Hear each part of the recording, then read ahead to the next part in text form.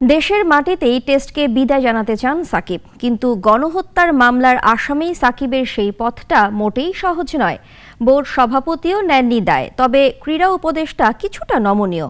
এমন পরিস্থিতিতে সাকিব ঘরের মাটিতে শেষ টেস্ট খেলতে পারবে কি? যে দেশের জন্য নিজেকে উজাড় করে দিলেন 18টা বছর, আজ সে দেশেই দাঁড়াতে পারছেন না সাকিব, নিতে পারছেন না শেষ বিদায়টাও। এক জীবনে এর চেয়ে বড় আক্ষেপ আর কি হতে পারে সাকিবের জন্য? যে সাকিব মাঠে নামলেই হতো রেকর্ড, সেই সাকিবের আজ এই দশা দেখার জন্য কি কেউ প্রস্তুত ছিল? সাকিব নিজেও হয়তো কখনো কল্পনা করেনি।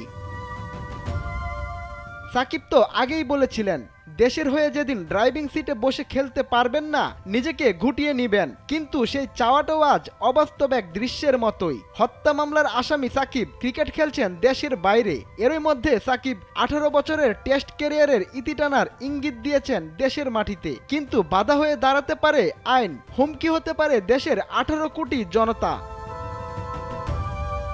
দেশে আসা নিয়ে সাকিব যে শর্ত দিয়েছিলেন, দেশে এসে খেলে যেন নিরাপদে দেশ ত্যাগ করতে পারে, সে ব্যাপারে ক্রীড়া উপদেষ্টা ও বোর্ড সভাপতি দুজনেই বেশ সতর্ক।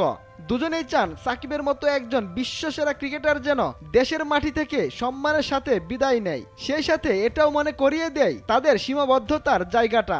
দেশের আইন শৃঙ্খলা বাহিনী, উপদেষ্টা ও প্রধান উপদেষ্টারাই সিদ্ধান্ত নেবে সাকিবের সামগ্রিক দায়িত্বের।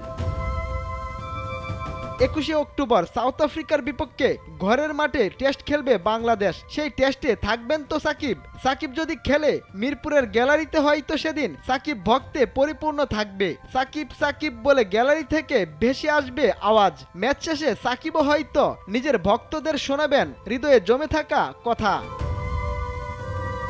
ক্রীড়া উপদেষ্টা ও বোর্ড সভাপতির মতে সাকিব বিদায় নিতে পারেন সাউথ আফ্রিকা টেস্ট খেলেই, দেশ থেকেই। কিন্তু সাকিব আটকে যেতে পারেন দেশ থেকে।